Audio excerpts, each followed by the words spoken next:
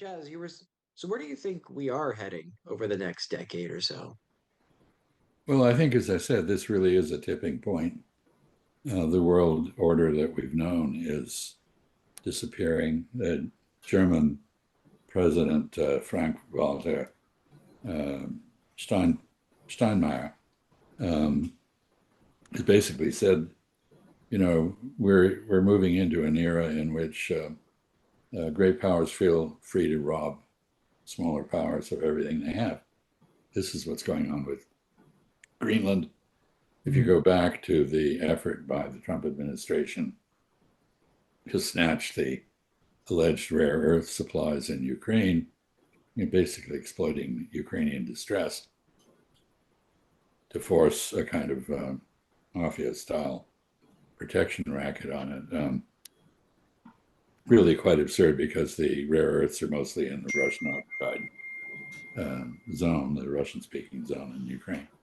Um, this has become the norm. Now we have Greenland, and Prime Minister Mette Frederiksen of Norway, Denmark, has to fear being kidnapped. We've just broken all of the basic rules of international intercourse by kidnapping a head of state, a head of government. Nicolas Maduro, he may not be a nice guy. I don't know what kind of guy he is because he's so wrapped up in our propaganda that it's impossible to see the real person. But anyway, he's in New York. That's really going to be an interesting trial, by the way, politically, because most of the stuff, if you read the indictment, it's really a political rant rather than a serious legal set of charges. It alleges things that happened when Maduro wasn't in power, when he was an obscure member of the legislature, attributes them to him. It says that he directed planes toward the United States carrying drugs. It doesn't say they reached the United States. It appears that they were in fact going to Mexico and other places. There's no basis for American jurisdiction over that kind of activity that took place entirely abroad. He's charged with possessing a machine gun. Why that may be illegal in Manhattan, but it's Venezuelan law is the applicable legal framework, not American law for what happens in Venezuela.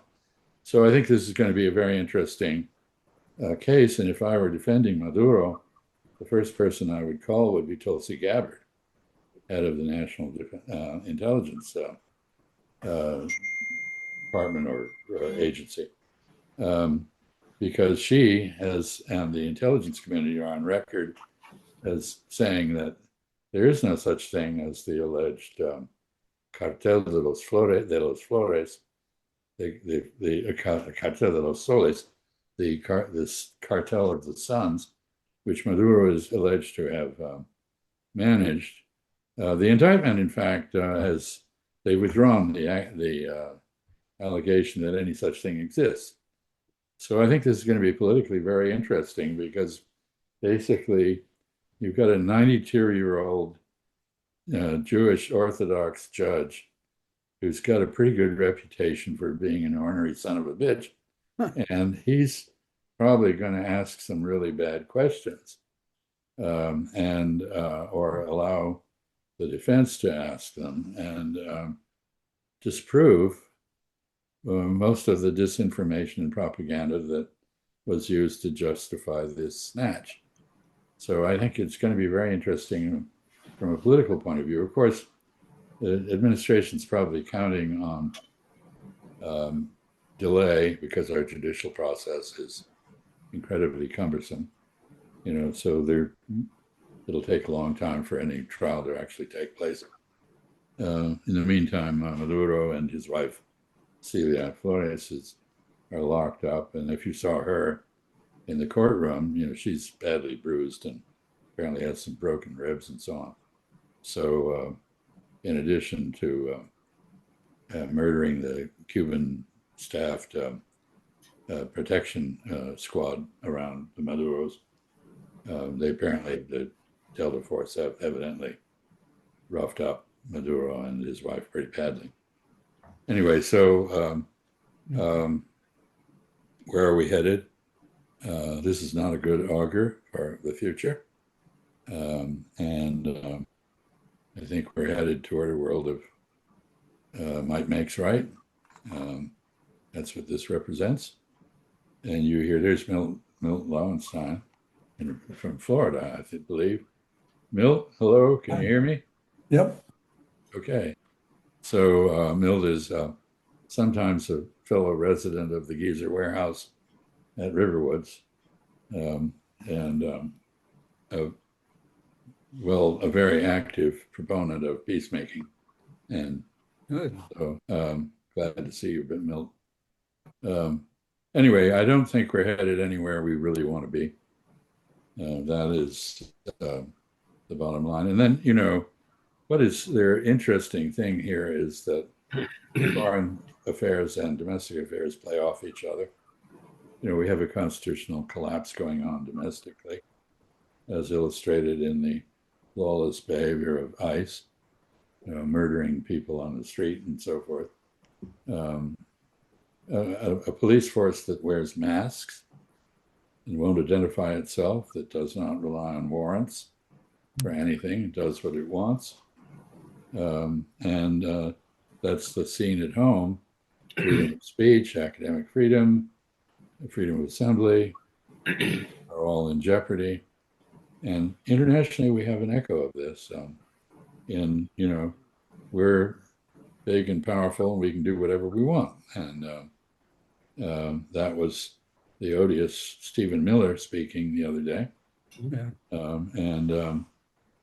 He really is smirkingly arrogant to a degree that is quite remarkable.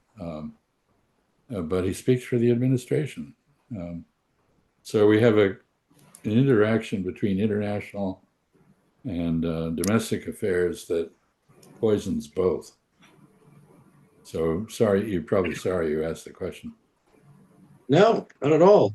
The with the blockading and seizing tankers off the coast of Venezuela, does that enable that kind of behavior from, say, China or Russia for certain objectives of theirs? Does that? Well, it encourages, it sets a precedent that will be cited. And here's the example that I would cite to show that is that NATO and the United States launched a war to detach Kosovo from Serbia. That was not approved by the UN. It was the transformation of NATO, which had been a purely defensive alliance, into an offensive instrument of US policy. And it set a precedent, which the Russians cited in their own annexation of Crimea. And so we have now set a precedent that can be used by anyone.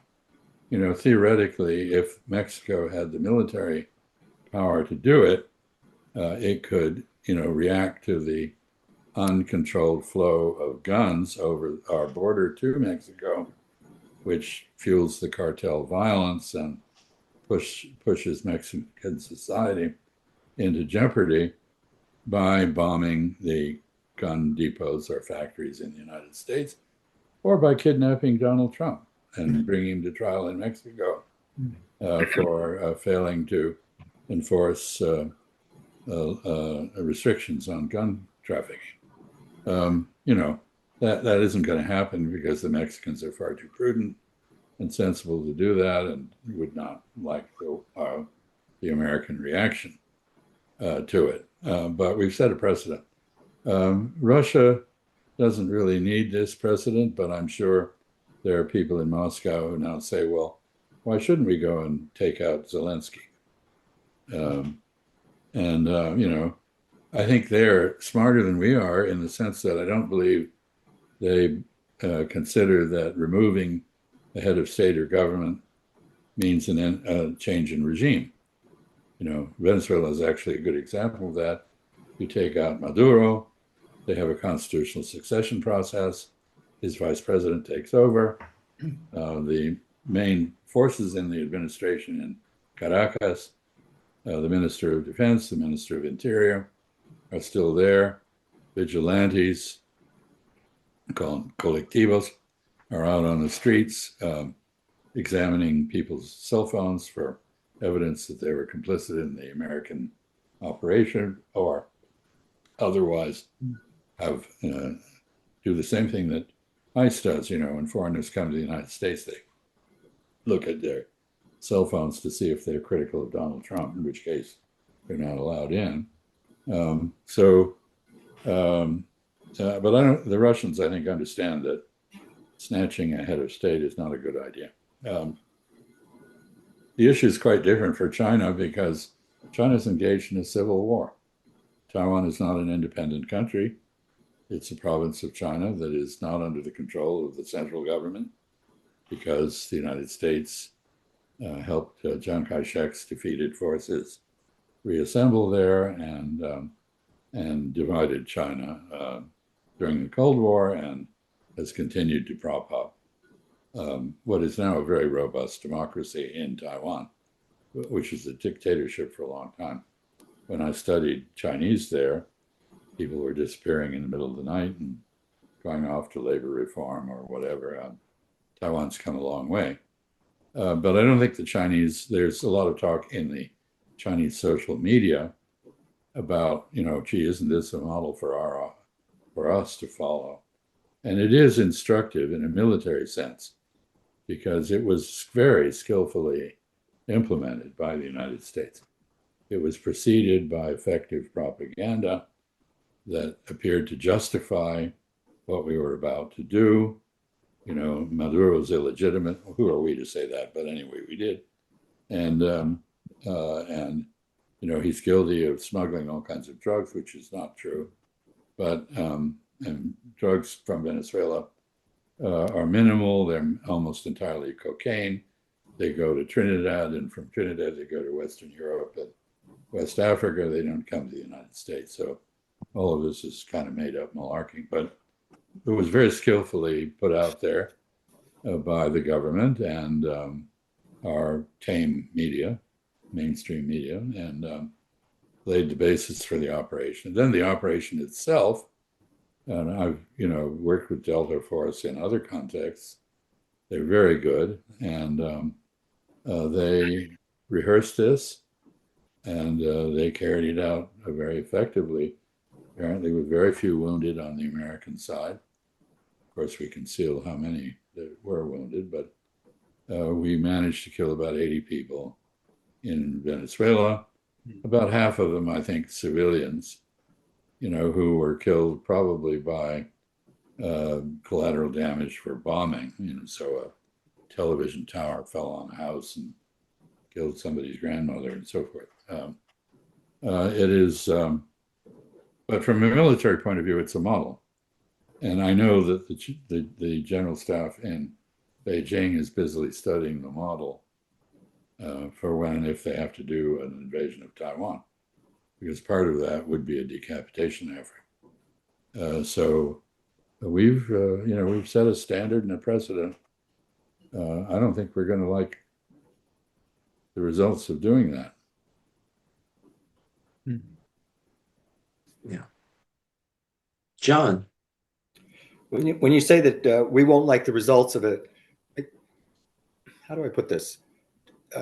China and Taiwan, the likelihood of China taking Taiwan or not taking Taiwan, Donald Trump might be delighted if they took it because it's a confirmation of his thing. Oh, there's this part of the world that's ours. There's that part of the world that's theirs. But then because Donald Trump is mentally ill, he might also not like it. But you don't know yet, in a way, how he'd respond.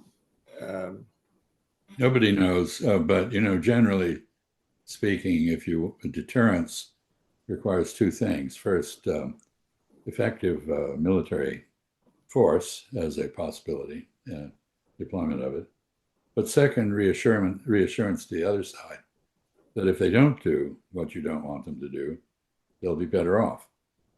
But we have an inexorable process of arming Taiwan and supporting its separation from the rest of China. So from the point of view of Beijing, they have no reason to cooperate with us. And, because if they don't do what Chinese nationalism directs them to do, which is finish the civil war by taking Taiwan, they don't get any benefit from not doing that. And so there's the disincentive for them to act is really very meager. The only disincentive is that obviously a war over Taiwan would be enormously destructive. And our war plans, as they know, involve striking the Chinese mainland. And what we don't seem to recognize is that if we do that, they will strike our mainland, our homeland. And so this is all really quite dangerous and I think being badly mishandled. And we should be far more careful. And we don't even have a diplomatic dialogue with the Chinese, on any of these issues. During the Cold War, we had an active dialogue with the Soviet Union. We had arms control arrangements that were trying to limit the scope and possibility of conflict. We don't have any of that with the Chinese. In fact, our nuclear modernization program, in the context of our threats to use nuclear weapons against China, which there's a background here. I can document 3 occasions on which we threatened nuclear attack on China. This is in the 1950s, 60s. They say there are 6 occasions in which they were threatened. They probably have records that include back channel communications that I've never seen and we're not aware of.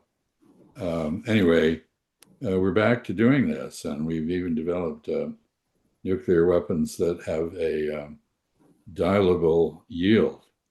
So you can take a bomb and dial it down so it is relatively less explosive and is used for tactical purposes. But tactical use of nuclear weapons breaches a barrier, and what we might regard as tactical, they would regard as strategic. And the Chinese military doctrine in Chinese is "Ni badawo dani, ni dawo dani." If you don't strike me, I won't strike you. But if you strike me, I'm going to strike back at you. And their military doctrine focuses heavily on attacks on rear areas and logistics. So the chance of an escalation to a trans-Pacific war is very high. And I think, I have to say, I'm appalled by some of the stuff that I hear out of the Pentagon.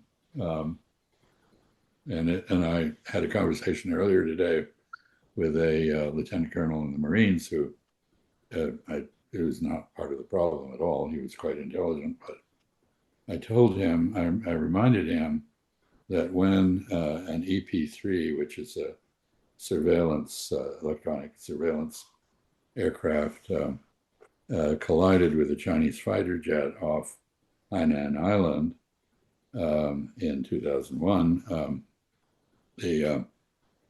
several things happened. The U.S. aircraft, which was crippled, sent a message out in international frequencies, SOS, and we're going to have to make an emergency landing at a Chinese airbase in Hainan. And the Chinese intelligence people who monitor the international frequencies heard this, but the air traffic controllers at the airbase didn't, because they were on Chinese frequencies. And so when the aircraft landed, it was a total surprise to the base, and we had quite a kerfuffle over getting it back, which the Chinese disassembled it and gave us it back in pieces, and it was not a good show. But right in the middle of all of this, I read an article in the Washington Post which quoted a bunch of admirals and generals, Air Force, Army, Navy. I don't think there were any Marines quoted, who said, God damn it, we spent 30 years working out rules of the road with these damn communists, meaning the Soviets. And now they're not following the rules, as though the Chinese and the Soviets were the same, as though you met one communist, you've met them all. And, and the level of ignorance and a priori reasoning, meaning reasoning from unstated presuppositions, is quite extraordinary. So we're in an era, by the way, in which during the Cold War, we had a cadre of people who, studied China from outside. And, I was one of them at the end of the Cold War period. And, I went to Taiwan, which is Chinese culturally, and at the time was run by the Kuomintang, which is Chiang Kai-shek's party, which was Leninist, not communist, but Leninist. And anyway, so you could learn a lot about how Chinese think and work and whatever by being there. Much as George Kennan went to Riga in the Baltics during the Soviet era to study Russian, and learned a lot about Russia, but isn't the same as being in Russia. Anyway, after the opening to China, which I participated in 1972, many Americans went to China to study, and we have a group of people who are quite fluent in Chinese, comfortable working with written Chinese, and understand something of the Chinese mentality. And there's been a lot of pretty good scholarship in the United States about China, and we're about to lose all that, because if you want to go in the government, which is one place you might get employed if you become a China expert, if you go to China to study, you can't get a security clearance. And people don't go to China. And so we're going to go right back to where we were in the 1950s with an older generation that knows China firsthand, and a lot of people who know it only from books. There's a word in German, Fingerspitzengefühl, which means you have your fingers on the pulse. If you don't have that, and with regard to a foreign culture, hi Karina, if you don't have that, you basically are missing a lot. I remember when I went to Saudi Arabia as ambassador that I looked for good books on Saudi Arabia. There were very few. There were a lot of polemics of one sort or another, but not much scholarship. The best scholarship was from the Hebrew University of Jerusalem, but the people there had never been to Saudi Arabia. And so they lacked the Fingerspitzengefühl that I mentioned. And they weren't, they were elastically strong, but not so strong in terms of the pragmatic understanding of how Saudis reason and why they do so. So that is an answer to that question. Long one. Sorry. That's disappointing that is the development, that you lose those ties, just like with diplomatic negotiations between the countries. How long was negotiations or discussions with Russia cut off during the Biden administration? I mean, how Yeah, many times? there was no intercourse at all on the diplomatic level. That was absolutely foolish. I think it's a very good sign that Giorgia Meloni, the Prime Minister of Italy, has just come out and broken ranks with other Europeans and said, look, there's no point in just talking to Ukraine. We have to talk to the Russians. We want to solve this problem. That is just sort of kind of, you react to that with saying, well, duh, where have you been? I mean, of course you can't solve the problem if you don't talk to both parties.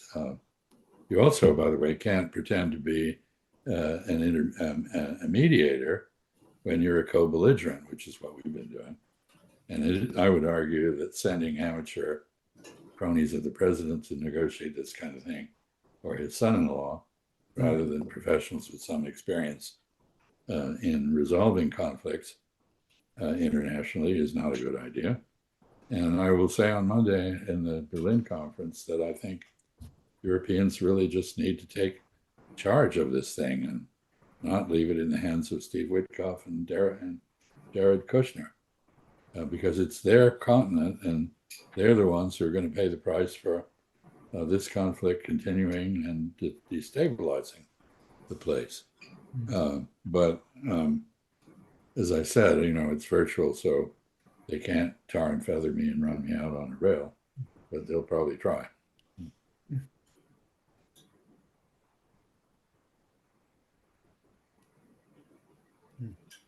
Milt, it's been a while. You have any questions? Who? Me? Milt. He has not Oh, been eaten. Milt. Yeah, Milt. He's not been eaten by an alligator, although he is in Florida. I'm not sure it's relevant to this conversation, but one of the things that is often mentioned is that we're heading in the wrong direction, and I wonder what the right direction is. One of the things that uh, technical people say is that in a few decades, we won't have to work anymore. We will have all the diseases cured and so on. So there'll be nothing to RFK strive Jr. for. is going to let us do that. So what is the right direction? What should we be trying to do? Well, that, of course, is the crucial question. And I have to say, for some reason, I am afflicted with multiple messages from candidates for office in the country. And I don't want to name names because I don't want to get involved in political squabbles, but some of the candidates say, I'm a mother, I'm a nice woman, I'm in favor of all the things you're in favor of without specifying what those are, and I'm against everything you're against, again, without specifying what that is, and I don't like Donald Trump. And I assume you don't either, and therefore you should vote for me. And my reaction to that is the hell I will. What's your program? What's your vision? What are you for? Okay, I get a glimpse of what you're against. What are you for? And so, Milt, I think that is the crucial question, and it is almost absent from our politics these days. I've asked the question, this doesn't answer your question really, but we have, a president who says that the only constraint on him is his own morality, not law, and shows no evidence of morality of any kind. But there he is making decisions on war and peace and life and death, and surrounded by sycophants of dubious competence, if any. And where's the Congress? They can't even pass a budget. They shut down the government. Why bother to have a Congress, any legislature at all? We might as well just admit we have a dictatorship and be done with it. And, unless Mike Johnson, who says, well, the president didn't really need to tell us about this operation against Venezuela, whatever happened to the Constitution and the power of the Congress to authorize violence against foreign nations? You might also extend some of this to the Supreme Court, which seems to be off its medications and doing the president's bidding, and not, with rare exceptions, not articulating legal arguments based on constitutional traditions. So I think we're in a parlous condition. And it's really remarkable that we don't have people debating the question that you raised, Milt. What are you for? What's the future that we want? We can't live we can't prosper by nostalgia for our past. And I look at, I have a peculiar perspective, of course, because I spent 30 years serving the country as a diplomat. And if I ask myself, I have grandchildren, great-grandchildren, if they were to ask me, would you follow my footsteps? I'd say, no, I don't see any reason why you'd want to join the government in these circumstances. Do you think your service will be valued? Do you think you'll have a predictable career? Do you think the policies you'll be asked to implement will be policies you can implement in good conscience? If the answer is no, then go work on Wall Street and make a lot of money. What do you do with the fact that having that kind of a logic about serving the country leaves us with decent people avoiding service and other sorts of people into the service? Which we have now. It's called the decline and fall. Yeah.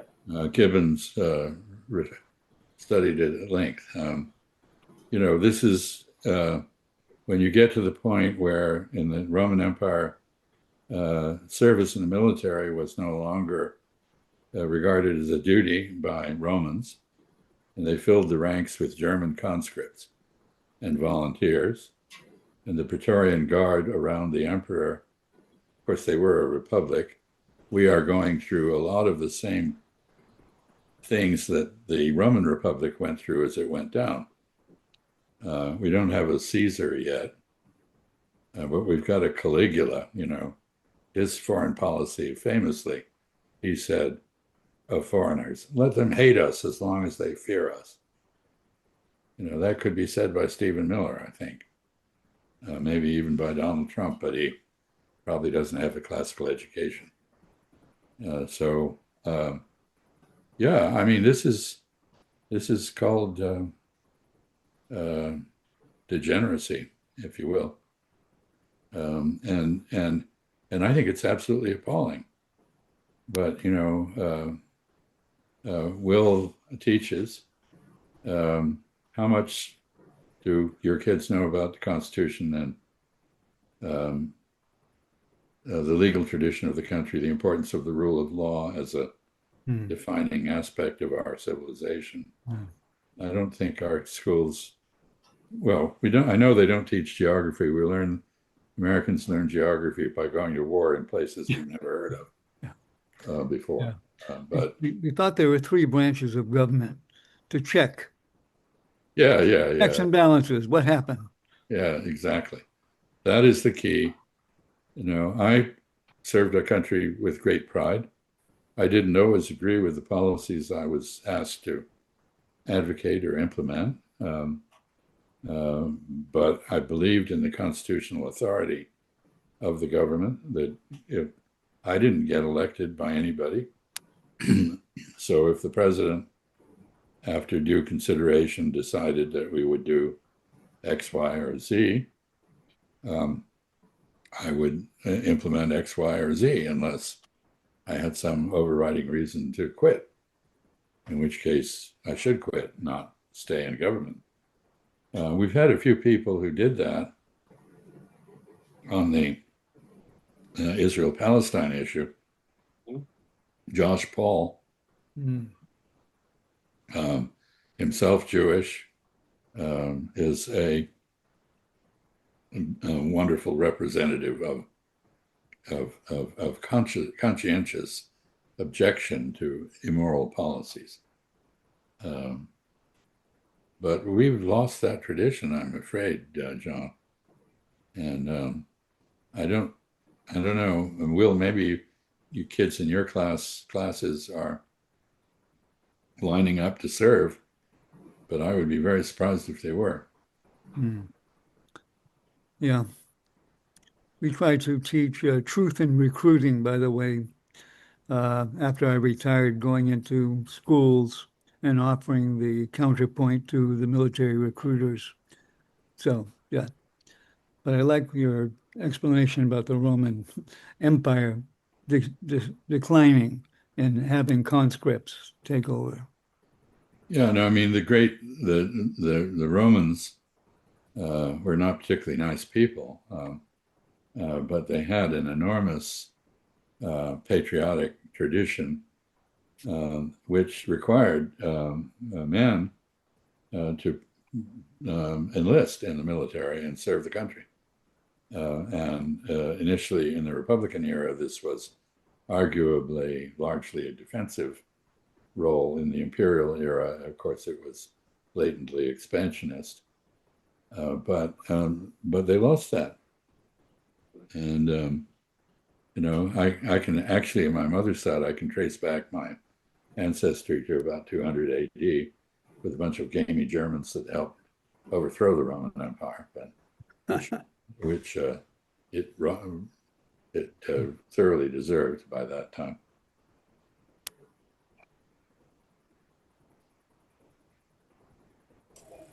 Hi, Chas. How are you? I am well, thank you, Karina. Karina came over and said hello at my cottage at Riverwoods in Exeter. Nice to see you again. Yeah, I was just with John, who was with me that night we visited. Yes, exactly. So we actually were talking about you. I don't know if your ears were ringing, but so I'm going to Capitol Hill on Wednesday, and I'm going to be talking about my trip to the West Bank. And Anthony Aguilar is coming with me, and he'll talk about Gaza. No, he is a fine example of a patriot with a conscience. Yeah, I think it'll be a powerful conversation. And then, like with what happened in Minnesota this week, I feel like at this point it's impossible to, or that it's more possible to link our foreign policy and behavior overseas, like coming home to roost here in the United States. And so I'm trying to kind of formulate my words around that. But I didn't know if you have any advice. No, well, before you came on, and I see that we're about at 8 o'clock, which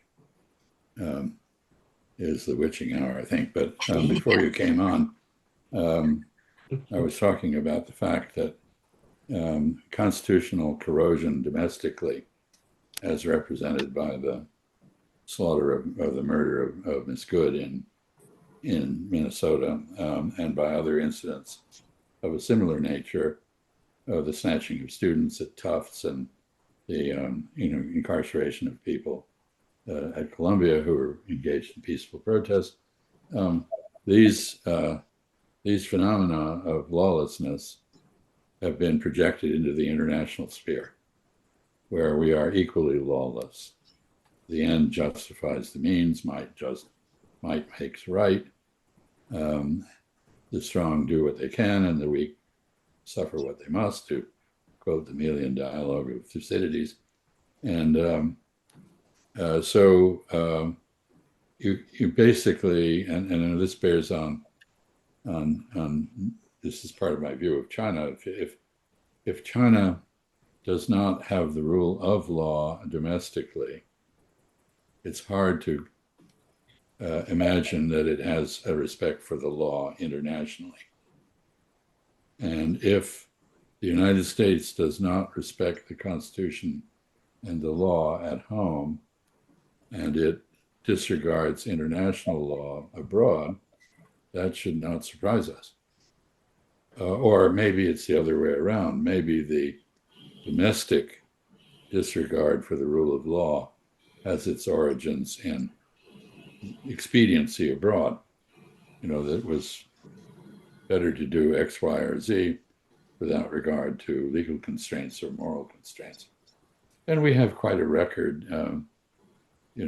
Before you came on, I was talking about the futility of imagining that a change in a particular leader, the kidnapping of Nicolas Maduro, for example, is going to change the regime. Some of the others on here probably join me in having been concerned about the war in Vietnam and the murder of Ngo Dinh Diem. And, did that assassination, which was carried out at our instructions, did that assassination improve things in Vietnam, South Vietnam? No, it actually did not. And so the notion that somehow, I mean, obviously leaders are important. When I was making this argument in another context, somebody asked me, well, if Trump were kidnapped, what difference would that make? And I thought about that, I mean, I don't think that Marco Rubio and J.D. Vance would change their colors. It would make a difference, but not in a really fundamental sense.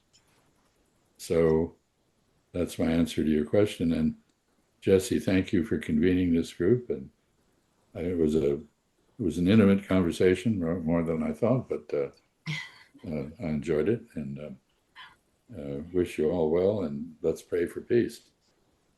I appreciate it, Ambassador Freeman. And thank you all for joining us. Thank you. Thank you, Ambassador. I will say good night, and you all have a great weekend. Bye-bye. You Bye-bye. too. Good night. Take care. Bye-bye. Yep. Bye-bye.